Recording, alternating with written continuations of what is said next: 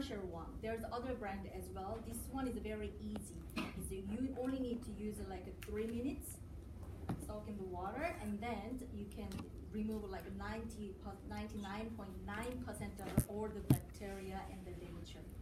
And also, if you don't have this one, because it's quite expensive, and you have to use at least one of them, then you can use just a general liquid soap, hand washer, or dish detergent. Okay? And you can also use bleach and vinegar, but you have to use it with caution. Okay? I'll explain how to use it. The bleach you can mix with water. You have to dilute very well with a proper ratio. It's a half teaspoon, not tablespoon. Okay, half teaspoon of the bleach with 120 milliliters of water. Okay, so it's quite diluted. And the vinegar, you can use 1-to-1 ratio.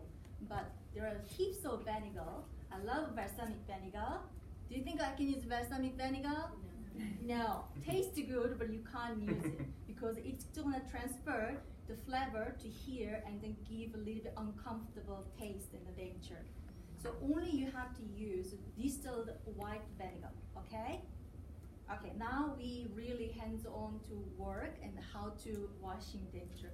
I have to put on, you also have to put on the protective wears. Sorry. So as she's doing that, there's something that she didn't say specific, and I want to highlight it, that don't use toothpaste when cleaning dentures. So Daniel's mentioned this, and just as emphasis, because toothpaste have abrasives in it, and those abrasives can wear down the denture. And so that's what we want to, that's why we're kind of highlighting these products, is so that you don't use toothpaste. And we have some of these products that we'll be able to give out to you. That we have some goodie bags, so everyone's going to leave with something today, and so you can see these products in action.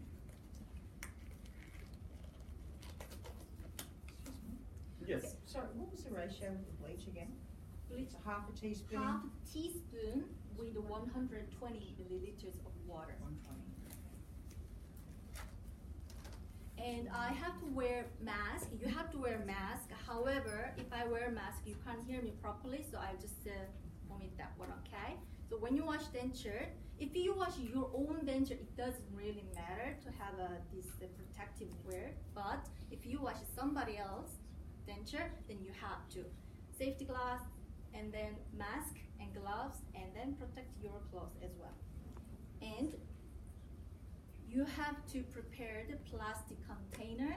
Don't using stainless steel container or anything, because when you wash it and then you drop, oopsie, a couple of thousands gone, okay? $1,000 gone, okay? So don't break it. So you need to have container under the sink, okay? And then you use a cloth and then put in the container. So when I drop, it will be safe, okay? But don't drop it. Yeah, don't drop it. Don't drop I didn't mean to drop, so just in case, okay? And then when it's all ready, then you have to soak this dirty denture in a liquid. As I mentioned earlier, you can use this one, Polydent. I will just demonstrate with this Polydent because this one is easy to use. You just peel one,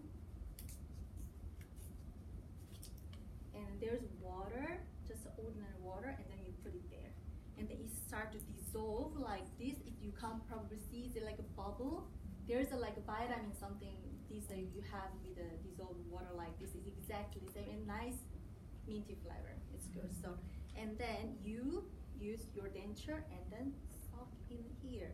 But just have to make sure it's the denture is fully covered with a liquid, okay? You only need to put 3 minutes like this, okay? But vinegar, when you use with a 1-to-1 ratio, only 15 minutes, okay? And then bleach, you don't need to leave it too long, okay? And then bleach, you need to leave it 30 minutes. And there's other way to washing denture as well. This is a little bit like old-fashioned, not old-fashioned, this is a general way, but these, they actually research said the ultrasonic cleaner, if you use ultrasonic machine for 15 minutes, you can remove like 90% of all the bacteria cells and things.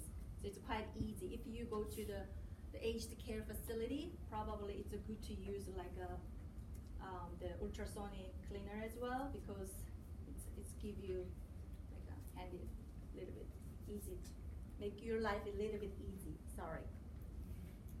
Could you clarify that ultrasonic cleaner? I've not heard of that before. Ultrasonic is just ordinary ultrasonic. It's a top. It comes. It look like a top is a machine. Ah. Yeah. Okay. And then you put it just like a liquid inside the top, small, look like this, maybe smaller than this. And then you fill it with the liquid water, and then just turn on the button, and then it start vibrating with the sound, and then it cleans itself. And can that be used for more than one client? Because of in the usual aged care, they're supposed to wash individually. However, it takes a really long time, and then there are so many residents waiting to washing their dentures. So I heard that they actually collect all their dentures and wash same time as well. How do they know who had I was going to say. Can I just add to that? Sorry, coming in. What you can do is you can get an ultrasonic bath with water in it, as you say. You can put a container within that with water in it, and it will transmit through that. So you can do them on an individual basis if you wish, or you can do them as a group. So ultrasonic baths will do that. Okay. Are they in place in Cairns? Do you know? I don't know. I can't say I don't know. I think most dental practices will have them. I'll check it out for you because I've got 2 aged cares I'm visiting on Friday. Oh, that'd be great. And I'll ask for you if they actually have them, because it would be something. Yeah. It's probably not that expensive for them to buy. Yeah. But it would be quite useful. Thank you. I'll look into it and let you know, James. Thanks. And then when you make a denture, actually you can request the dentist and the technician to engrave their name in the denture. See? So that's a good way to remember. Yes. And then it's been 3 minutes already. So I'll just take this one and then rinse with the running water. This is our tap. We don't have a tap. Yeah, this is like a... That's as close as we can get it. And then you can start to wash with the denture brush. So this is called the fitting surface. It's fit to your gum area, okay, mucosa. And then this one is particularly made for that area, narrow area, and the washing.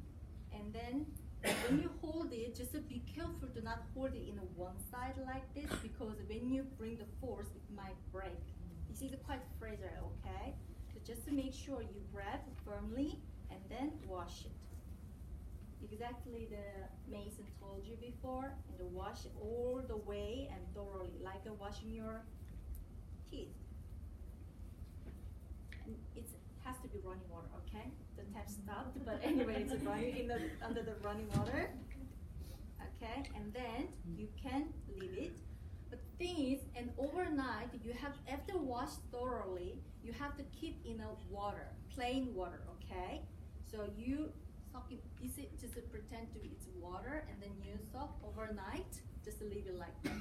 However, you can have your residents might have like a redness and a pain in the mucosa, and you can see it. And that case, they have a infection, usually fungal infection. Someone who wear dentures and it's not really hygiene, then it's causing the fungal infection in the mouth. So if you see any signs of redness and swelling or like a white patches or anything, then you wash it thoroughly and dry overnight. Okay, only that case. Otherwise, you can soak in the water until in the morning, and then you can use it. Okay. And now we're talking about someone who has a little bit loose fit. So when they smile, sometimes it falls, right? That case, actually, you have to make a new dentures, okay? But just a slight movement and it's not really fit well, then you can use adhesive, this one. One of my patients actually had a little bit like not really perfectly fit, and then he tried to use this adhesive product.